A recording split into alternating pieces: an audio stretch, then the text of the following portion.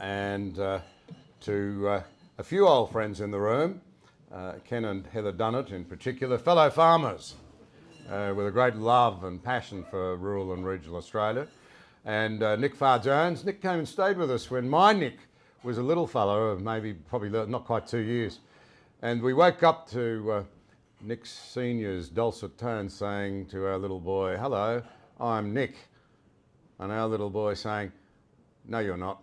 I'm Nick." But friends, it's great to be with you, and I really enjoyed, Andrew, the video and the talk or the material you put up, and the talk that you gave, because above all, I suppose tonight I'd like to talk to you about the two countries we all belong to, the two nations, the nation Australia and the Kingdom of Heaven. Both are important, and we have great responsibilities to both, but our secure hope, of course, lies in that greater nation, and we must never lose sight of that as we seek to be, I trust, good citizens in every possible way. I have to say to you, I'm often asked what was my best ever and cleverest decision. It stands out very readily. I chose my parents well. They were Australian. In fact, they were country Australians. Of course, I had nothing to do with that. But I would also say that I'm undeserving of grace and would never have known grace had it not been for the kindness of God himself. And I find that incomprehensible. But it drives me on, as it drives you on, to try and make a difference.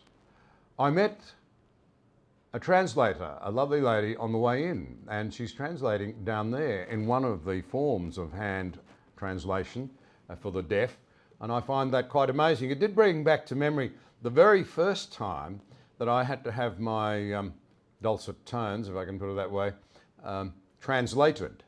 It was about 3 weeks into government in 1996, and I was the minister responsible for agriculture in Australia. And the Mexican Minister for Agriculture came to see me because he wanted to buy some drought master. He wanted 3,000 drought master bulls. So he came to Canberra first with his entourage of about 50, half of whom seemed to be family relations. I hope there are no Mexicans here, I don't want to offend anyone. And we had a torturous hour and a half of backwards and forwards through the interpreter. You know, I couldn't understand a word he said, and I assumed vice versa. Finally, after an hour and a half of this, and I'm thinking, gee, do I really want to be a Minister of the Crown? It was time for lunch. So we started to go up to the parliamentary dining room. Well, we got into the lift, and he looked around and he said, we are alone, in perfect English, and now I can talk to you properly.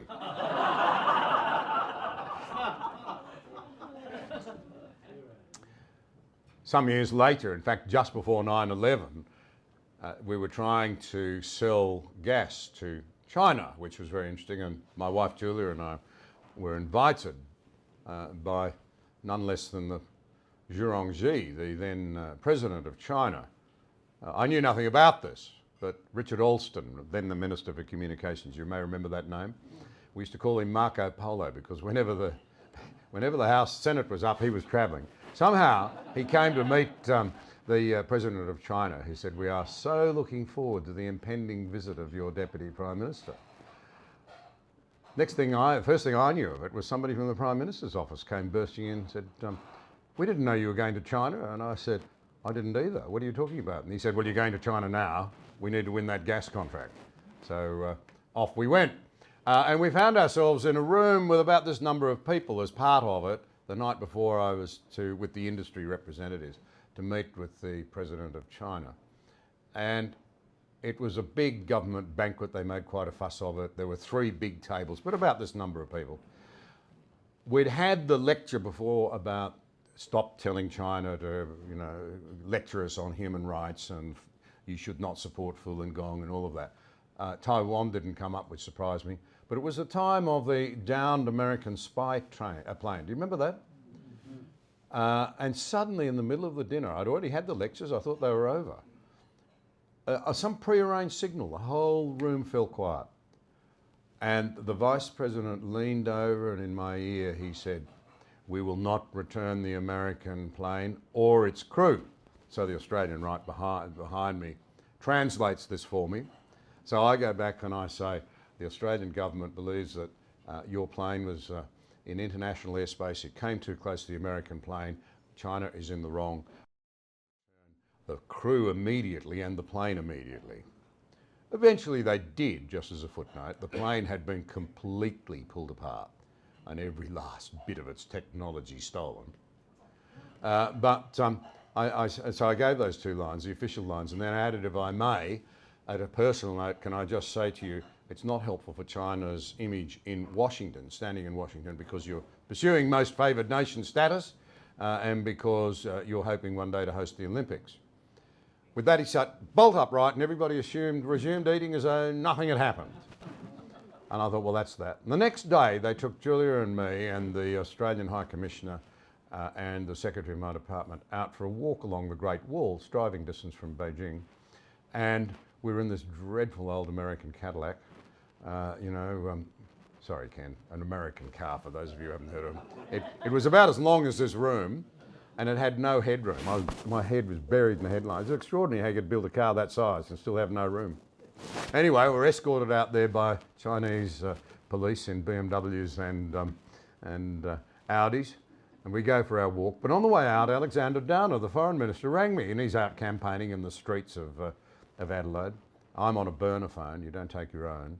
And he repeated everything I said the night before. Word perfect. I remember what I'd said. I remember what had been said to me. He had the lot.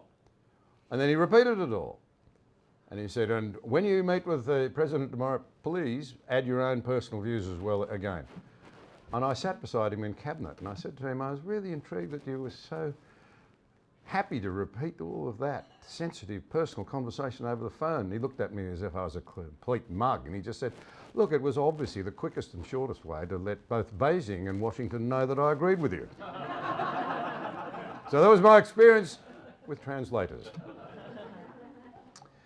Well, what a difference outreach can make. You've seen something of it tonight.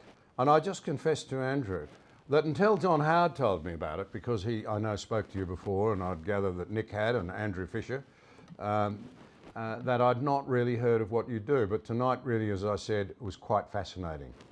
This stuff really matters.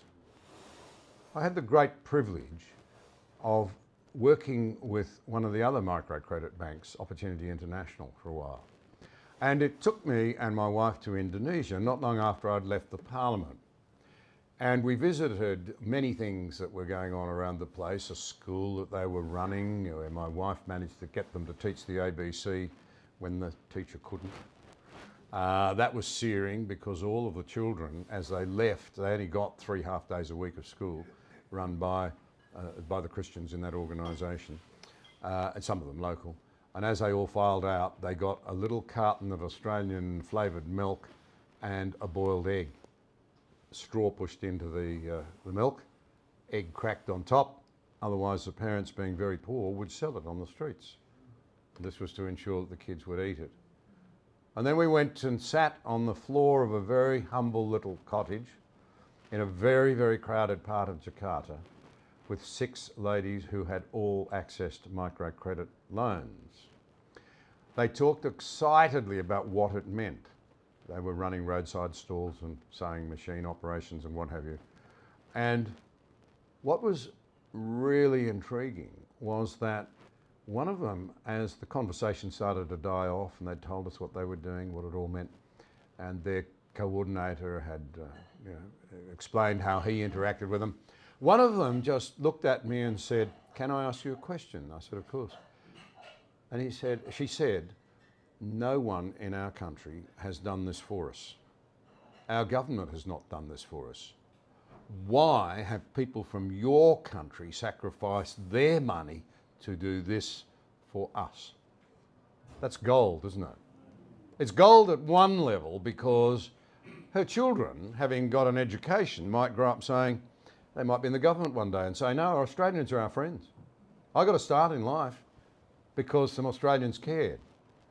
But you might, I might, my wife might, meet some of them in the kingdom too, because they might ask that question. Why did you care? Why did you seek to be the hands and feet of Jesus? I met through that process a remarkable Indonesian man who worked for the Lippo Group. And he wasn't short of a bob, he was a businessman. And we were trying to encourage the Indonesian government to allow for online banking in its early days. This is 20 odd years ago, or 18, 19, 15, 20 years ago. India did, and it meant that people on microcredit loans could get cheap health insurance. But the economics broke down if you couldn't do it online, if you had to have a teller and a passport and all that sort of stuff. Anyway, this fellow, eventually a very, very successful businessman in Indonesia and a Christian. And one day he said, would you come and talk at our church? And I'm thinking, talk at a church in Indonesia, how's this going to play out? You know, former legislator in Australia. So playing for time, I said, have you talked to your chief pastor about this idea? He said, I am the chief pastor. So I end up in Jakarta the next time I was up there. And on the Saturday morning, he took me out to show me where I was to talk the next night. Well, it was Hillsong on steroids. I've never seen anything like it. A magnificent, great, big, purpose-built establishment. And we walked in, and to my horror, there I was, confronted by myself on the biggest screen I've ever seen. They'd bought it in China, had it specially made, and it was something of the order of 40 metres long and 10 metres high. Well, they had a picture of me over on one side, and a little Indonesian came over, and he looked at the picture, he looked at me, looked back at the picture, back at me, he said, just how long ago this photo taken? But I was rather more transfixed, just to show that spin is not unique to Western culture and our politics. They had put up my name in the biggest writing I've ever seen. So tiny little print, you had to really squint to see. We welcome our guest, John Anderson. Massive. And then even smaller print, you had to get your binoculars out to see former deputy, and then in massive writing underneath it, Prime Minister of Australia. So I took a photograph of this. So I thought I'll go back to Tony Abbott and say, listen, old mate, I don't know whether anybody's told you, but there's been a coup. Can I have the keys to the lot? Problem is, by the time I got back, there had been a coup. So that's Australia. He very kindly then paid for me, which was interesting. A first-class ticket. I think it cost all of about $5 to go on the old Dutch railway line up to Bandung. Some of you might know Indonesia, to the Bible college there. And it's strongly supported by Australians. So I know this is not directly your minister, but the point I'm making is these things are life-changing in this kingdom and the next. And so we went to the Tyrannus Bible College there. That was a long weekend in Indonesia, and I've never seen a traffic jam like it. You know, I think from here to, Camaray distance took us about 3 hours, but we eventually got there. Beautiful campus. Interesting story behind it. It was built in 1968, and there were some Christians standing there with some plans, and a Canadian miner came up to them. What are you guys doing? They said, we're hoping to build a college here, a Bible college. I said, what's your theology? You're going to preach the gospel? And they said, yes, we're going to preach the gospel. He said, what's it going to cost? This is 1969 or 70. They said, it's going to cost $200,000 US. We're going to do it properly. He pulled his briefcase out and wrote out a check for $200,000 and said, cash this quickly, it won't bounce, and don't ever look for me again. You're doing kingdom work? I don't want to know about it. You just do it. So we went to this campus, and they put on a feast for us, but they were all fasting. The whole faculty was fasting. Have you ever tried to eat a feast when your guests are being generous and it's a big deal and they're just watching? But we went to the chapel and they wanted me to talk, so I was very, very brief. Then I said, I want you to tell me what you'd like. I knew 16 of the people in that room. I didn't know who they were, but I knew that they were being directly supported by Australian donors. And it was the second one that got me. We don't know what it's like living in a first world country, do we? Because we don't know what it's like not to live in one. A very fine-looking young Indonesian man stood up and he said, I would like my sponsors to know that as a little boy, the guerrillas, so it gives you a bit of an idea of where he might have come from, that Aceh region, came to our village, and I hid in the bushes and I watched my entire village, including my mother and my father and my siblings, hacked to pieces with machetes. And he said, an uncle from a neighbouring village took me in, and I survived, sort of, But as I grew up, I intellectually said in my head I became a Christian. And I came to believe that I should study theology, so I came here. But he said it was only here that I learnt to love again, because rather like Moore College in Sydney, they all live on campus. And he said, I saw the Westerners as well as the Indonesian members of faculty living in community and loving one another and caring for one another. And so I was able to learn to love again, despite being so damaged. And now I'm married, and my wife and I next year graduate, and we're going back to the village where I saw my family slaughtered. That's change. That's gold. It's life-changing for us to see it and to hear those stories. If I can turn to our kingdom for a little while, all of this, of course, happens in an environment where people care and they have the resources and the will to go and do those sorts of things out of the sort of motivation that has driven you all here tonight. The environment in which we operate, though, is changing extremely rapidly, frighteningly rapidly. I've just wound up quite a few years as the chair of the Crawford Fund for Agricultural Research. We run the premier food security conference in Australia every year. No one, not legislators, not media, outside ABC Rural, pays any attention whatsoever. We just assume our tucker's going to be there. Those of you who are interested in this might like to know that despite the instability in the world today and the very real possibility that our shipping lanes will be interrupted one day, as a farmer, you need to know we have just 3 weeks of diesel on hand. The country's economy would start to grind to a halt within 6 or 7 days if our shipping lanes are cut in the South China Seas, whether we're involved in a war or not. You might like to know we've stockpiled no fertiliser, and you might like to know that of all the critical chemicals we have to use to produce your food, 80% of them are imported. They're not stockpiled here, they're not made here. So, you know, we are a people asleep at the wheel, unaware of what is happening. Because as Os Guinness puts it, many of you will know who Os Guinness is. If you don't, you can find, he talks extensively and writes extensively on this. He's a descendant of Arthur Guinness, the brewer, and he's a British-American writer of great note, now in his mid-80s. But he talks of us being in a civilisational moment. Broadly speaking, the civilisation that we enjoy came about as a result of the Allies finally being victorious, though exhausted, after 1945. And I'm going to say, really under the leadership of the Americans, they decided to be good citizens. And there was an agreement, and Australia played a significant part in this, that there should be no more world wars, no more holocausts. You can see where I'm going. All the good things we've taken for granted are starting to unfold. And that we would never again turn our blind eye to injustice and poverty and authoritarian regimes. We'd try and make the world a better place. Under that liberal global order, as it's called, our civilisation, Os Guinness says a civilisation, most of them down through the ages have failed. They've rotted away from within. They're now on the history books shelves. A civilisation is, if you like, an entity that arises when enough people agree on sufficiently important values for long enough to create a civilisation. That's been the story. It hasn't always been perfect, but it's been the environment in which astonishingly good things have been taken forward by the private sector and by governments. The Crawford Fund has been one of the instruments in Australia where we've been involved in feeding people. The story is remarkable. The world's farmers now are producing enough food every year for 10 billion people. Funnily enough, climate change is helping as much as it's hindering because the planet is greening. Carbon is food for plants.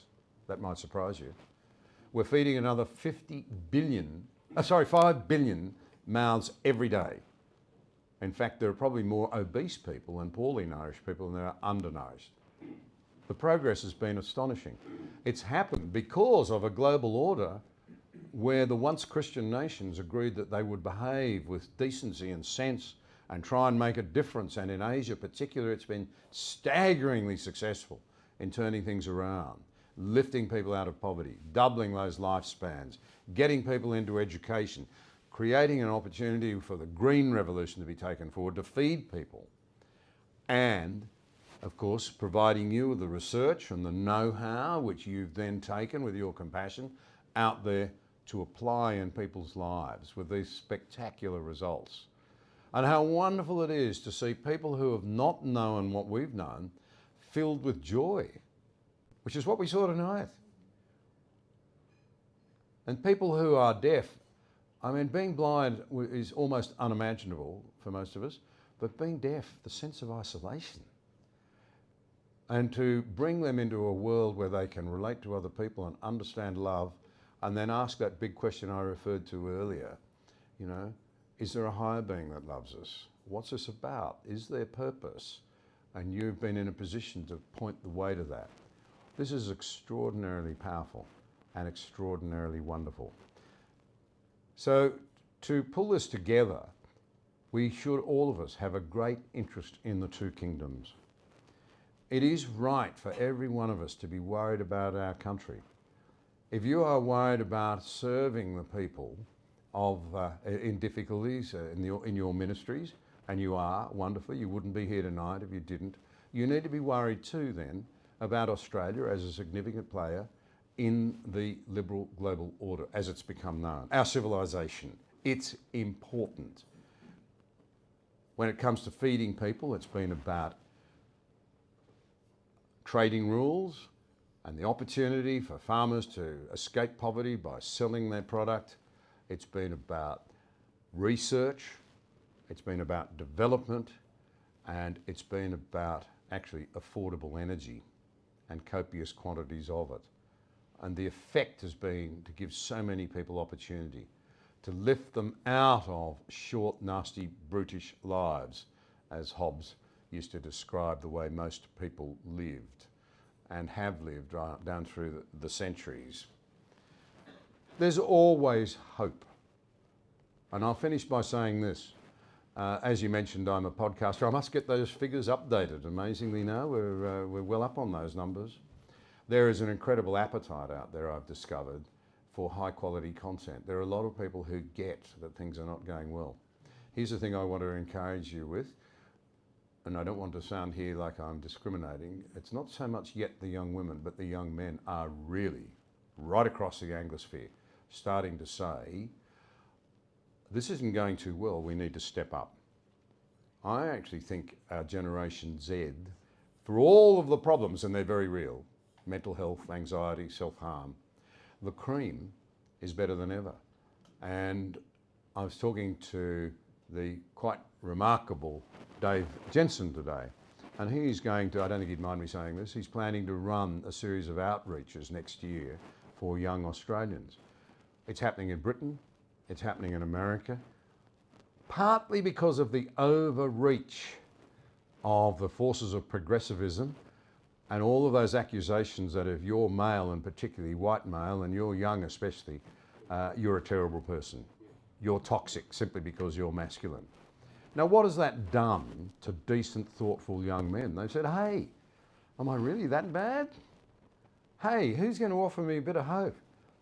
And well, the fascinating thing to me is that, of course, the person who's given them hope, and they've all seen it as an uncle, turns out to be Jordan Peterson.